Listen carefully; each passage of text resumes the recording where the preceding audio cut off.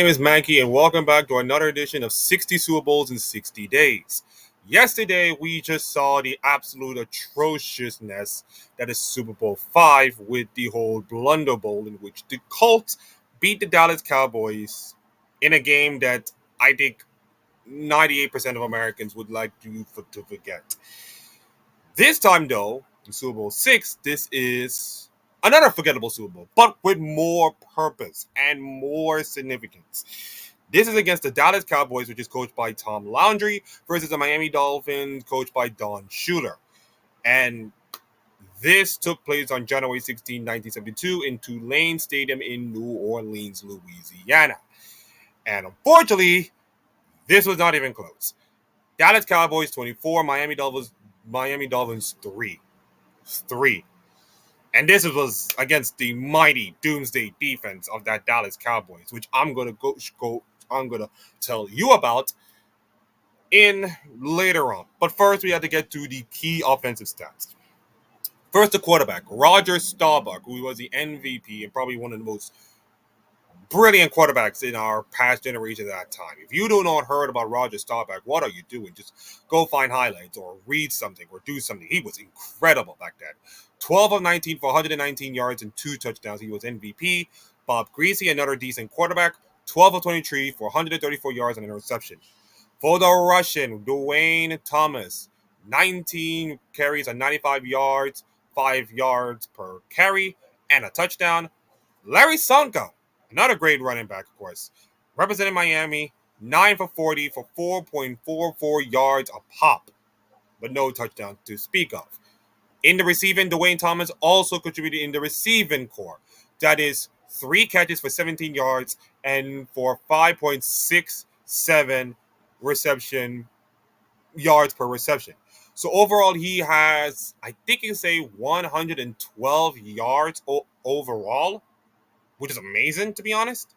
Lance Allward, 2 for 28, and then a touchdown. And something that will be more familiar in the next couple of years, Mike Ditka. You didn't realize he was a player, don't you? Well, he did on this occasion, caught it a touchdown, one of 2 receptions for only 28 yards. Paul Warfield was the only decent contributor to Miami's passing game, 4 of 39 for 9.7 yards per reception, or a 9.75 average for the receptions. And now it's time for me to do something I have never done in all the videos I've done so far, which is to recognize the defense. And this Dallas defense was magnificent. Held the mighty Miami Dolphins to only a field goal. To a field goal throughout the entire game. It was brilliant. It was absolutely brilliant. Chuck Howell, the MVP from the last Super Bowl on the losing team, was not MVP for this Super Bowl, but he should be the MVP for the defense alone. Interception, 2 tackles, and a fumble recovery. Lights out. Absolutely lights out. Bob Lilly also contributed to the team with a sack and 2 tackles. And for the Miami Dolphins, which was the no-name defense, they did put up some decent effort. Manny Fernandez with a sack and 6 tackles. Jim Riley from also with a sack and 4 tackles. So at least Miami had done something. And for the kick-in, Mike Clark with 3 for 3 PATs and 1 for 1 in field goals. Garo Yeprimen, and he's going to be a main factor the following year for all the wrong reasons. 1 for 2 against on field goals. Again, Miami did not even score a single touchdown. Total yards, 352 to 185. And the turnovers? Yeah, the turnovers pretty much explain it. 1 turnover for Dallas, for 3 for Miami. When you have like a 3 turnover to 1 in a game like this, you just cannot simply win. You just cannot simply win. So, Akeem, why was this Super Bowl significant? Well, I think this is significant for not only the Dallas Cowboys defense asserting their dominance against one of the most brilliant teams in the 70s, of course, but also for Tom Landry.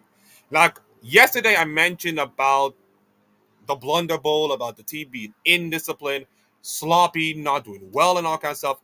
This was the opposite. This was brilliant, in your nose defense, not clean by most cases, but it was the perfect game for a well-coached team and a well-coached man like Tom Landry, who after so many years, who's coaching the Cowboys for so many years, around the 60s when the Packers were really decent, and throughout some start of the 70s, he finally get the monkey off his back. He is finally get the monkey off his back. And it sets Dallas like off to the races in terms of success by him and, of course, his later predecessor, Jimmy Johnson, of course, which is going to be later on, but for now, we're going to stick to Tom Landry. 416 wins for this Cowboys guy. That is pretty much more wins than any other Cowboys coach to have before or since.